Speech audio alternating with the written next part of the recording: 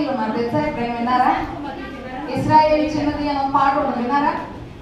అలాగే ఆ యొక్క ఇస్రాయేల్లో ఈ యొక్క ఇస్రాయేలీలు అందరూ కూడా వారి యొక్క దేశంలో ఉన్నటువంటి సమయంలో సిరియా దేశం నుండి సిరియా రాజుకి మరి సైన్యాధిపతి ఉంటాడు కదా, చీఫ్ కమాండర్ ఉంటాడా, సోల్జర్స్ మొత్తాన్ని కూడా చూసుకునేటువంటి ఆయన ఉంటాడా, చీఫ్ కమాండర్.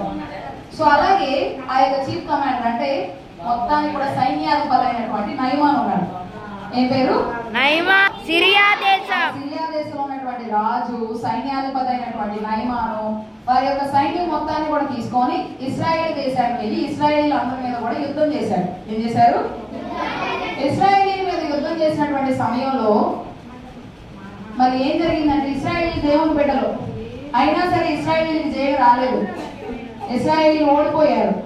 ఇస్రాయేల్ ఓడిపోయేసరికి అక్కడ ఉన్నటువంటి మగవాళ్ళందరూ ఒకవేళ చంపేశారని, స్త్రీలని ఇంకా చిన్నపిల్లలని యవనస్తుల్ని 2 దేశాలు యుద్ధం చేసుకుని అనుకోండి, ఆ దేశంలో ఒక దేశం వారు ఓడిపోయారు అనుకోండి, ఆ ఓడిపోయినటువంటి వారి దేశంలో ఉండి ఆడవారిని అంటే స్త్రీలని అలాగే చిన్నపిల్లల్ని యవనస్తుల్ని తీసుకొని వేరే దేశానికి మానసికంగా పట్టుకెళ్తారు గెలిచిన దేశం వాళ్ళు.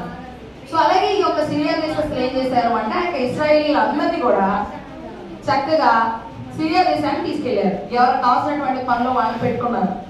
సో ఇలాగే పెట్టుకున్నటువంటి సమయంలో నయమానికి ఆయన భార్య ఉంటుంది కదా, సో ఆయన యొక్క భార్యకి ఏదైనా పనులు చేయడానికి ఉపయోగపడిందని చెప్పి ఒక చిన్న బాలిక, హెబ్రీ బాలిక, ఇస్రాయేల్ హెబ్రీలు అని కూడా అంటారు. ఏమంటారు? హెబ్రీలు. ఇస్రాయేలీల యొక్క బాలిక నయమాను వాళ్ళ ఇంట్లో ఉంది. మరి ఆ పాప మీకులా అల్లరి చేయట్లా. ఆ పాప చక్కగా వాళ్ళ అమ్మగారు ఏ పని చెప్తే ఆ పని చేస్తుందంట, చక్కగా ప్రార్థన చేసుకుంటుందంట, మంచిగా ఉంటుందంట. వాళ్ళ అమ్మగారు ఏ చెత్త చేస్తుందంట, చాలా మంచి పిల్లలాగా ఉంటుందంట. మీరు మంచిగా ఉన్నారనుకో ఎవరు మెచ్చుకుంటారు? మీరు మంచిగా ఉంటే మీ మమ్మీ డాడీ మెచ్చుకుంటారు. అబ్బా వాళ్ళ మమ్మీ డాడీ ఎంత బాగా పెంచారో, వీళ్ళు అస్సలు అమలు చేయట్లేదు అంటారు. సో అందుకని ఈ యొక్క పాప కూడా చాలా మంచిగా అలాగే నివసిస్తూ ఉంది. తన యొక్క జీవితం అంతా కూడా బాగుంది. అయితే ఏమైందంటే రాజుగారికి నయమాన్ అంటే చాలా ఎక్కువ ఇష్టం. ఆ రోజులో కుష్ఠరోగం వచ్చిన వాళ్ళు ఏం చేసేవాళ్ళు అంటే ఊరి చివరి ప్రాంతంలో పెట్టేవాళ్ళు. ఎక్కడ పెట్టేవాళ్ళు? ఊరి చివరి ప్రాంతంలో. ఇంకా వాళ్ళు వెలివేసినట్టు వాళ్ళు ఎక్కడో ఉండాలి. ఆ ఊరి చివరి ప్రాంతంలో వాళ్ళు నివసిస్తూ ఉండాలి. వారికి కావాల్సినటువంటి ఆహారం అంతా వాళ్లే వండుకోవాలి, వాళ్లే తినాలి, వాళ్లే వేరుగా ఉండాలి. ఎందుకంటే కుష్ఠరోగం అనేటువంటిది చాలా తొందరగా వ్యాపించేటువంటి వ్యాధి. కరోనా బాగా ఈజీగా స్ప్రెడ్ అయ్యే వ్యాధి కదా. కరోనా వచ్చిన వాళ్ళు అప్పుడు వాళ్ళ దగ్గరికి వెళ్ళాము మనం. ఎందుకు వెళ్ళలేదు? అది ఈజీగా స్ప్రెడ్ అయ్యే డిసీజ్, అంత ఈజీగా క్యూర్ అయ్యే డిసీజ్ గా చచ్చిపోతారు మనుషులు. సో అందుకని ఈ కుష్ఠరోగం కూడా అంత భయంకరమైనటువంటి వ్యాధి అనమాట. సో ఇది అలా ఉండేసరికి ఏం జరిగిందంటే ఈ యొక్క నయమాన్ మాత్రం సైన్యాధిపతి కాబట్టి ఆయన వేరేగా పంపించలేదండి, రాజ్యంలోనే ఉంచేశారు. రాజ్యంలోనే ఉన్నాడు నయమాన్, వాళ్ళ ఇంట్లోనే ఉన్నాడు. ఈ హెబ్రీ బాలిక రోజు కూడా చూస్తుంది నయమాన్ని రోజు చూసి అయ్యో ఏంటి దీనికి ఇలాంటి కుష్ఠరోగం వచ్చింది అని చెప్పి బాధపడుతుందంట. మన ఇంటి దగ్గర నుండి యుద్ధం చేసి తీసుకొచ్చేసి వేరే వాళ్ళ ఇంట్లో పెట్టుకొని వాళ్ళకి కావాల్సిన పనులన్నీ చేయించుకుంటే మనకు వాళ్ళ మీద ఏమొస్తుంది? కోపం. విపరీతంగా వస్తుంది కోపం. కానీ పాపకు ఆ కోపం లేదు. ఆ యజమానుడికి సహాయం చేయాలని కోరుకుంటుంది, అతనికి మంచి శుభవార్తను చెప్పాలనుకుంటుంది. నిజంగా అది చాలా మంచి మనసు. శత్రువులను కూడా ప్రేమించే మనసు చాలా మంచిది. మీరు ప్రేమిస్తున్నారా మీ శత్రువులు ప్రేమిస్తున్నారా?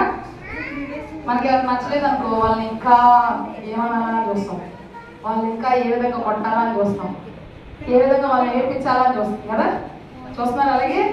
కానీ ఈ పాప చూడండి, మరి వాళ్ళ శత్రువులు అయినటువంటి వారిని కూడా ప్రేమించాలని చూస్తుంది. చాలా మంచి బాలిక, హెబ్రీ బాలిక.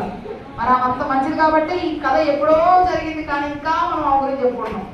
ఆమంత మంచి పాప కాబట్టి. సరే, అయితే ఏం చేసింది అంటే వాళ్ళ అమ్మగారి దగ్గరికి వెళ్ళింది ఈ పాప. ఇశ్రాయేలు చిన్నదన్నా హెబ్రీ బాలికన్నా ఈవిడే. ఆవిడ పేరు మనకి బైబిల్లో ఇవ్వలేదు, అర్థమవుతుందా?